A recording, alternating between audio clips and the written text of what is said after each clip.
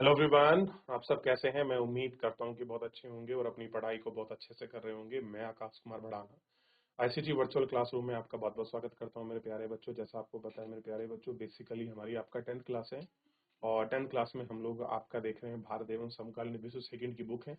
इसमें अब तक हम चैप्टर नंबर 2 पढ़ चुके हैं। 2 तक मतलब कंप्लीट हो चुके हैं। पहला चैप्टर हमने पढ़ा था, ध्यान दीजिए, यूरोप में राष्ट्रवाद। सेकेंड चैप्टर पढ़ा हमने भारत में राष्ट्रवाद। और तीसरा जो हम चैप्टर पढ़ने जा रहे हैं इसमें वो हम पढ़ रहे हैं, ध्यान दें आप सभी, भूमंडलीकृत विश्व का बनना। हम चैप्टर नंबर 3 को अच्छे से पढ़ रहे हैं। इसका भूमंडलीकृत विश्व का बनना हम चैप्टर नंबर 3 को गौर करके इसके अंतर्गत आपका देख रहे हैं। क्लियर है? और इस पर बात भी करें कि भूमंडलीकृत विश्व का बनने का मीनिंग क्या है। क्लियर है? और इसी पर हम लोग बहुत अच्छे से सारी चीजों पर गौर करके एक एक करके हम उनको अच्छे से देखेंगे। ठीक है ना? तो सबसे पहले देखिए, आधुनिक युग से पहले जब हम वैश्वीकरण की बात करते हैं तो आमतौर पर ऐसी आर्थिक व्यवस्था की बात करते हैं जो मोटे तौर पर लगभग पिछले 50 सालों में हमारे सामने आई है। यानी कि अगर हम ग्लोबलाइजेशन की बात कर रहे हैं तो ये ग्लोबलाइजेशन कोई ऐसा नहीं है कि 2-4 साल में हो गया है, टाइम लगा है। तो ये जो हम लगभग लगभग ये आपको जो 50 साल बीते हैं, इन 50 साल के अंतर्गत ही हमको ग्लोबलाइजेशन देखेंगे। लेकिन जैसा कि आप इस अध्याय में देखेंगे कि भूमंडलीकृत विश्व के बनने की प्रक्रिया, व्यापार, काम की तलाश, एक जगह से दूसरी जगह जाते समय पूंजी, बहुत सारे खर्चे, वैश्विक आवाजाही, एक लंबा इतिहास रहा है। जब तक हम अपने जीवन के वैश्विक आपसी संपर्क के बारे में सोचते हैं तो हम उन गुणों के बारे में भी जानेंगे और गुजरते हुए हमारी दुनिया ऐसी बताती है। ठीक, ये हमारा एक्सपीरियंस रहा है, ये हमें पता चला। कह रहे कि इतिहास के हर एक दौर में मानव समाज एक दूसरे के नजदीक आते गए। कि इतिहास का कोई सा भी पहलू रहा हो, कि सारे इतिहास के पहलू में लोग हमारे आपका नजदीक आते गए। यानी कि हमारा आपसी संबंध, सामाजिक तालमेल, राजनीतिक तालमेल आपका निरंतर बढ़ा है और हम उसी के कारण आपस में आए हैं।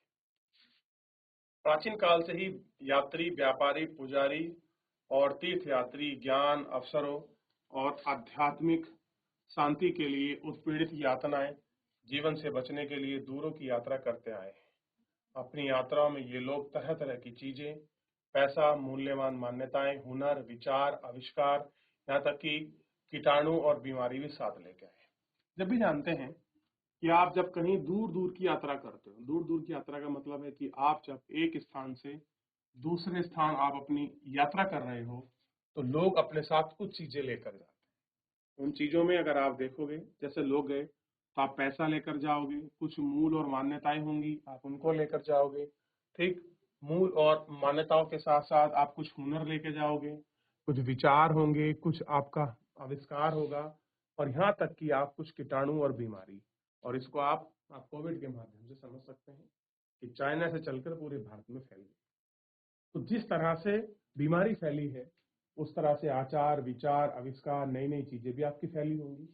और कह रहे हैं कि 3000 ईसा पूर्व में समुद्री तटों पर होने वाले व्यापार के माध्यम से सिंधु घाटी सभ्यता के उस इलाकों से भी जुड़ी थी जो आज हम वेस्टर्न एशिया के नाम से जाना जाता है। किस जानते हैं? पश्चिमी एशिया। और आप जानते हैं कि सिंधु घाटी सभ्यता का जो व्यापार था वो कहाँ कहाँ होता था, आपने पढ़ा।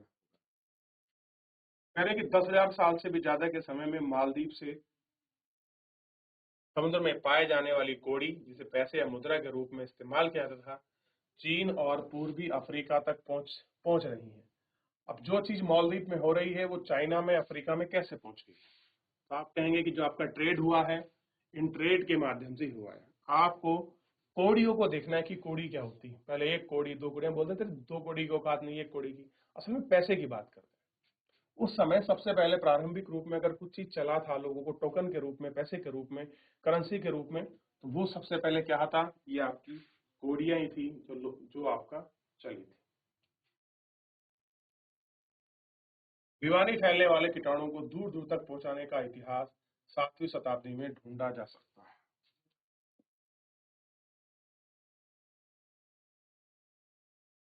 13वीं शताब्दी के बाद इनके प्रयास निश्चित ही साफ देखे जा सकते हैं। 13वीं शताब्दी के बाद इनको बहुत अच्छे से देख सकते हो।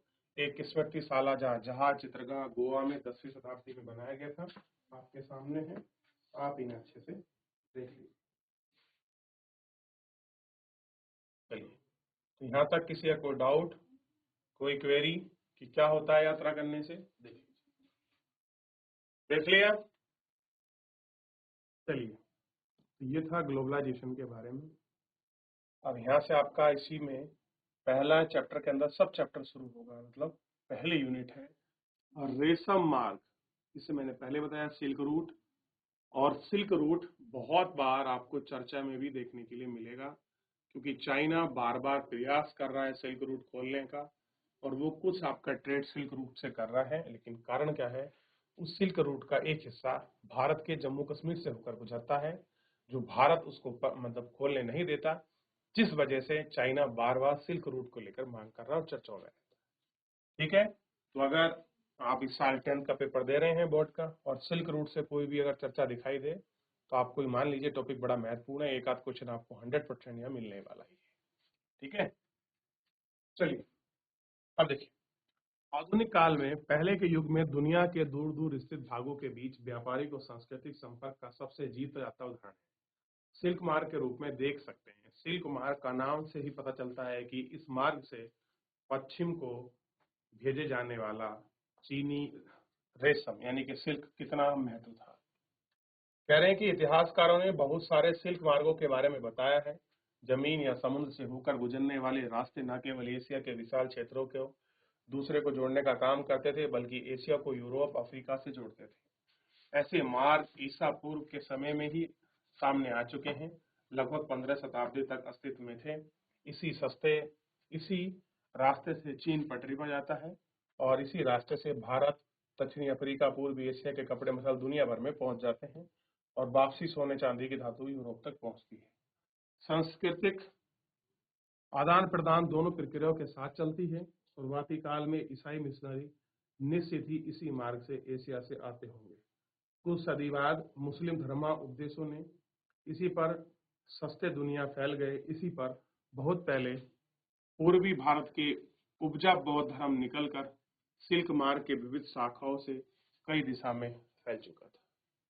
जैसे है कई दिशा में आपका फैल चुका था। भारत की यात्रा और इसपे खेती और आलू कुछ ऐसी चीज थी जो भारत में आई और भारत में सरवाइव कर गई और भारत के मूलभूत रूप में आपका बस गई और यहाँ का अंग तक बन गई।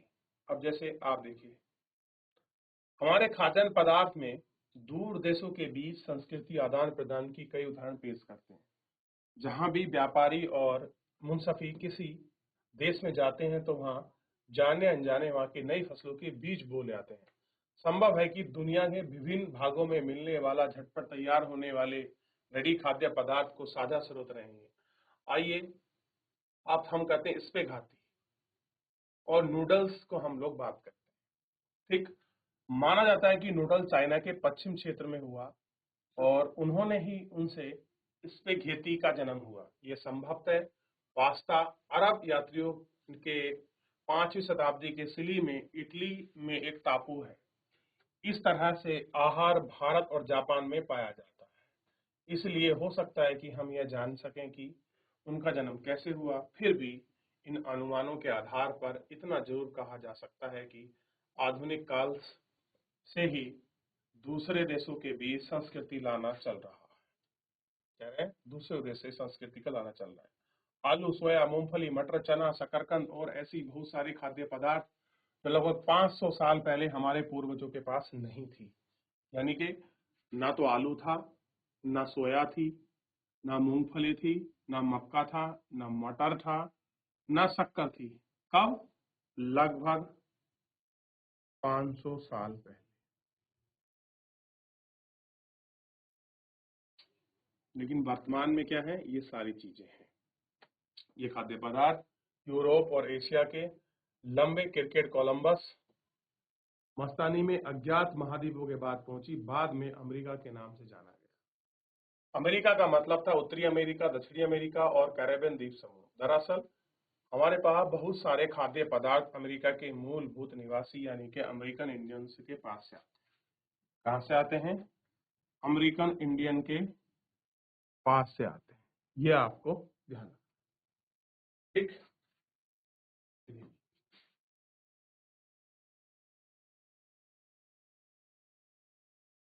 तो आप इनको देख सकते हैं कि कैसे ये चीज फैली। और कई बार नई फसलें के जीवन में आसमान का फर्क आ जाता है। साधारण से आलू का इस्तेमाल शुरू करने पर यूरोप के गरीबों की जिंदगी अमूल रूप से बदल गई। वहां का भोजन बेहतर हो गया, उनकी औसत उम्र बढ़ने लगी। आयरलैंड के गरीब काश्तकार आलू पर इस हद तक निर्भर हो चुके थे कि 1840 के दशक के माध्यम से किसी बीमारी के कारण आलू की फसल खराब हो गई तो लाखों लोग भूखमरी के मुंह में चले गए। यानी कि आयरलैंड में, यूरोप में और जितने भी गरीब लोग हैं, उन लोगों की मुख्य फसल क्या थी? आलू। सोच के देखिए आलू कितना उनके लिए बड़ा बेनिफिशियल होता चला। तो आप इसको महसूस कर सकते हैं कि आलू क्या है। देखिए पीछे एक बार किस तरह से यूज कर रहे थे हम बहुत सारी फसलों को, जो मुख्य रूप से भाग बनी हुई थी इन सब चीजों का। देखें एक बार, फिर पूछे कुछ डाउट है। चलिए देख लिया।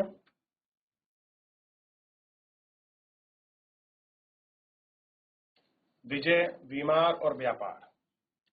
16वीं शताब्दी में जब यूरोपीय जहाज ने एशिया तक की समुद्री रास्ता ढूंढने के लिए वे पश्चिमी सागर को पार करते हुए अमेरिका जा रहे थे तो पूर्वी आधुनिक विश्व बहुत छोटा सा दिखाई देने लगा। इससे पहले कई सदियों में हिंद महासागर में पानी फलता फूलता व्यापार, तरह तरह के सामान, लोग, ज्ञान, परंपरा एक जगह से दूसरी जगह आ जा रही थी। भारतीय लोग, ज्ञान और परंपराओं को जा रही थी। भारतीय उपमहाद्वीप में इन प्रवाह के रास्ते में एक अहम बिंदु था। पूरे नेटवर्क में इस इलाके में भारी महत्व था।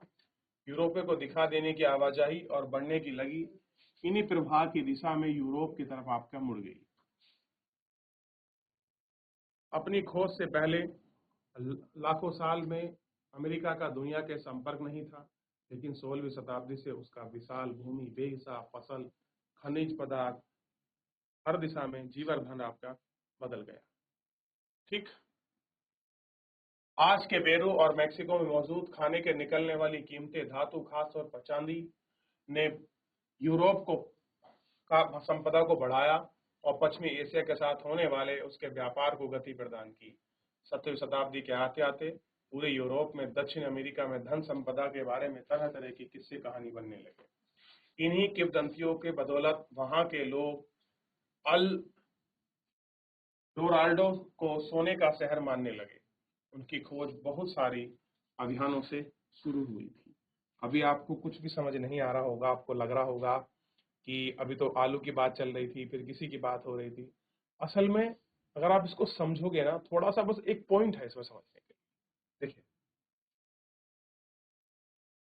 सबसे पहले आप देखिए, हर टॉपिक अलग है।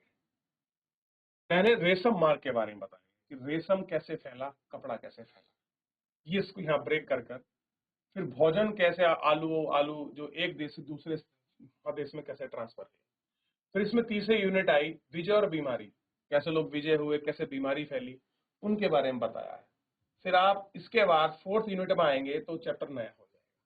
तो हर को अलग अलग स्टेप में डिवाइड करके इन्होंने समझाने की कोशिश की है। बस इतना समझना है, चैप्टर पूरा आसान है, सारी चीजें बड़े अच्छे से क्लियर हो जाएंगी अगर आप ये ध्यान दे रहे हैं। कह रहे 16वीं शताब्दी के मध्य तक आते आते पुर्तगाल और स्पेनिश सेनाओं के विजय के सिलसिले शुरू हो चुके थे। उन्होंने अमेरिका को उपनिवेश बनाना शुरू कर दिया था। यूरोपीय सेनाएं केवल अपनी सैन्य ताकत के दम पर नहीं जीती, बल्कि स्पेनिश में सबसे शक्तिशाली हथियार और परंपरागत किस्म सैनिक हथियारों का था। ये हथियार में चेचक जैसे कीटाणु स्पेनिश सैनिकों और अफसरों के साथ ले जाते थे। लाखों साल से दुनिया में अलग थलग रहने के कारण अमेरिका के लोग शरीर में यूरोप के आने वाली बीमारी से बचने के लिए प्रतिरोधक क्षमता नहीं थी। समस्या क्या थी? ध्यान दीजिए, अमेरिका के जो लोग हैं उनके शरीर में यूरोप से, अब देखिए ये हो गया अमेरिका, ये हो गया यूरोप, तो यूरोप से जो बीमारी अमेरिका आ रही थी लोगों के द्वारा, तो जहाँ की जो आपका ह्यूमन बॉडी थी वो इसके प्रति कैपेबल नहीं थी जो आपका रोग प्रतिरोध क्षमता का विकास कर सके। तो जो बीमारी यूरोप से आई वो और लोग उनमें फंस गए और ग्रसित हो गए। अब जैसे अब मान लीजिए ये कोविड वायरस आया तो हम लोग कहाँ अभ्यस्त थे? अभ्यस्त ही नहीं थे। अब जैसे ही अभ्यस्त हो गए आपको हमको प्रॉब्लम होती नहीं है, छोटा मोटा कोविड होता था हम झेल जाते हैं। पहले हमारे शरीर में बहुत सारे जो हैं रिएक्शन जो है हम लोगों को देखने के लिए मिले। तो ये बड़ी सारी चीजें हैं जो आपको दिखाई देंगी। ठीक है, फलस्वरूप इन नए स्थानों पर चेचक बहुत मारक साबित हुआ। एक बार संक्रमण शुरू होने के बाद पूरी बीमारी फैल गई। जहां यूरोपीय लोग नहीं पहुंच सके वहां लोग इनकी चपेट में आने लगे। इससे पूरे समुदाय को खत्म कर डाला। इस तरह घुसपैठी जीत का रास्ता आसान हो गया। बंदूकों को खरीद कर चीन के मामले में हमला इस्तेमाल तेज कर दिया गया। चेचक जैसी बीमारी ऐसे मामले में नहीं थी क्योंकि हमले के पास उसे बचाव का तरीका और शरीर में रोग प्रतिरोधक क्षमता का विकास हो चुकी थी। 19वीं शताब्दी तक यूरोप में गरीबी और भुखमरी का साम्राज्य था। शहरों में बेहिसाब भीड़ और बीमारी का बोलबाला। भीड़ है तो इन्फेक्शन होने की खतरा ज्यादा बढ़ जाएगी और बीमारी निरंतर बढ़ेगी। धार्मिक टकराव आम थे। धार्मिक असंतुष्टों को कड़ा दंड दिया जाता था। इसी वजह से हजारों लोग यूरोप से भागकर अमेरिका जाना चाहते थे। कहाँ जा रहे थे? अमेरिका। 18वीं शताब्दी तक अमेरिका के अफ्रीका में पकड़ कर लाए गए गुलामों को काम में झोंक कर यूरोप के बाजारों में कपास और चीनी के उत्पादन में लगाया जाने लगा। अब जो भगे हैं वो लोग कहाँ चले गए? यूरोप जा रहे थे भागकर बीमारी की वजह से, उनको पकड़ लिया और उनको मजदूर बनाने पर आपका मजबूर कर दिया। तो इस तरीके से गुलाम बिकते थे, आप इनको देख सकते हैं। 18वीं शताब्दी में काफी समय बीत जाने के बाद चीन और भारत को दुनिया का सबसे धनी देश में गिना जाता था। एशिया व्यापार में उन्हें उनका दबदबा था। यानी कि अगर एशिया में जितना भी ट्रेड हो रहा था उस ट्रेड में चाइना और भारत सबसे ऊपर आता था और इसलिए इनका वर्ल्ड में दबदबा भी था। लेकिन विशेषज्ञों का मानना है कि 15वीं शताब्दी में चीन ने दूसरे देशों के साथ अपने संबंध करना शुरू कर दिया और दुनिया को अलग थलग पड़े रहने लगे। चीन की घटती भूमिका, अमेरिका के बढ़ते महत्व के चलते विश्व भारत का पश्चिमी केंद्र खिसकने लगा। अब यूरोप में ही विश्व भारत का केंद्र बन चुका था। क्या बन चुका था? केंद्र आपका बन चुका था। 19वीं शताब्दी 1815 और 1914 के बीच को हम पढ़ने जा रहे हैं। सेकंड चैप्टर है। तो इस चैप्टर में क्या है? पहले 1815 तक से शुरू होकर और 1914 लगभग 99 साल का सफर हम लोग देखेंगे। तो 99 साल का सफर करने से पहले पीछे का एक बार अगर किसी का कोई डाउट है, कोई क्वेरी है, कुछ भी किसी को पूछना है तो आप मुझसे पूरे चैप्टर में कहीं से भी कुछ भी पूछ सकते हैं। कुछ चीज आपको समझ नहीं आई हो, कुछ आपको देखना हो, इसमें आपका देख सकते हैं। क्योंकि आप नए चैप्टर पर आगे बढ़ेंगे तो पुराना अगर क्लियर होगा तो चीजें और अच्छे समझ जाएंगी। चलिए, GIC Gyansu, GIC Barkot, GIC Ancholi देख लीजिए बेटा एक बार, किसी को कुछ पूछना है तो। 19वीं शताब्दी में दुनिया तेजी से बदलने लगी। आर्थिक, राजनीतिक, सामाजिक, सांस्कृतिक और तकनीकी कारकों से ने पूरे समाज की काया पलट कर दी। विदेशी संबंधों को नए ठर्रे में डाल दिया गया। आर्थिक शास्त्रियों ने अंतर्राष्ट्रीय आर्थिक विकास में 3 तरह की गतियों यानी प्रभाव का उल्लेख किया। इसमें पहला प्रभाव व्यापार का होता था जो 19वीं शताब्दी के मुख्य रूप से वस्तु जैसे कपड़ा, गेहूं आदि के व्यापार तक सीमित था।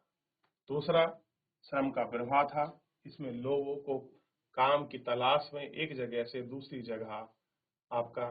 तीसरा प्रभाव पूंजी का था जिसमें अल्प या दीर्घ काल के लिए एक जगह से दूसरी जगह निवेश किया जाता था।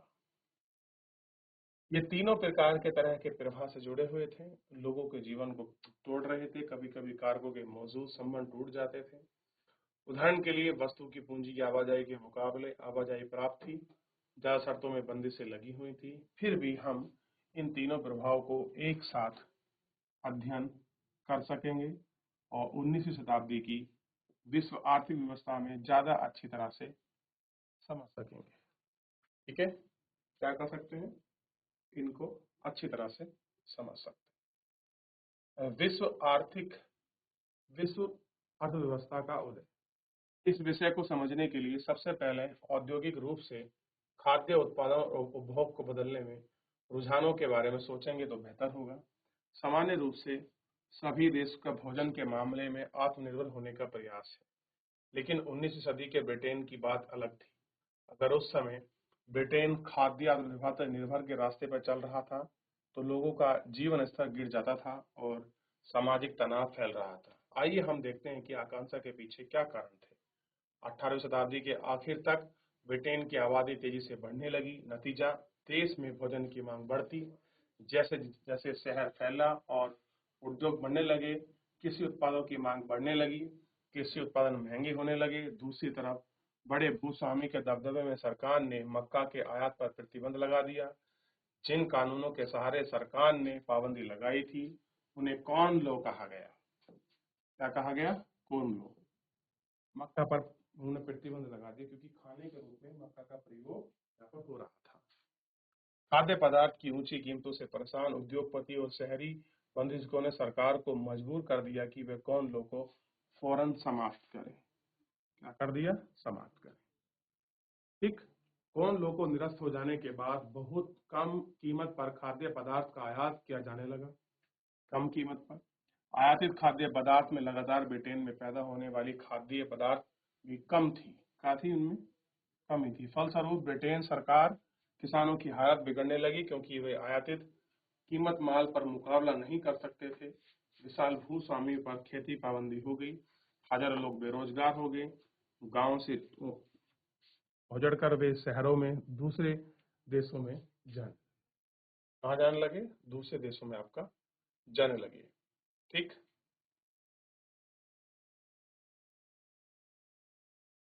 तो इस तरीके से ये पूरा जो है आपका लोगों में खाद्य जो विश्व अर्थव्यवस्था का जो उदय हो रहा है, खाद्यान्न से उपभोग के रुझान जो बदल रहे हैं, ये बेसिकली 18वीं शताब्दी में बड़े आपको स्पष्ट दिखाई देंगे। और भारत में इसी समय नए नए राजनीतिक संगठन उभर रहे हैं। राजपूत आ रहे हैं, मराठा आ रहे हैं, जाट आ रहे हैं, क्लियर है, और जो है मुगल यहाँ भी चल रहे हैं। तो विश्व में ये हो रहा है, भारत में इस तरह की चीजें थी। तो इनको आपस में कंपेयर करना है, केवल ये नहीं सोचना कि पूरे विश्व में वही हो रहा है जो भारत में हो रहा है। नहीं, हर जगह अलग अलग चीजें जो है आपका देखने के लिए इसमें मिलती आई हैं और मिलेंगी। ठीक, चलिए देख लिया, तो फिलहाल जो है आज के लिए तय रखते हैं। बाकी सेम इसमें आगे बढ़ेंगे और इन सारी चीजों को गौर करके देखेंगे। तो मेरे प्यारे बच्चों, फिलहाल आज के इस लेक्चर में इतना ही। मिलते हैं नेक्स्ट लेक्चर में। तब तक अपना ध्यान रखिए, स्वस्थ रहिए, अपनी पढ़ाई को बहुत अच्छे से करते रहिए और मुझसे जुड़ने के लिए आपका बहुत बहुत धन्यवाद।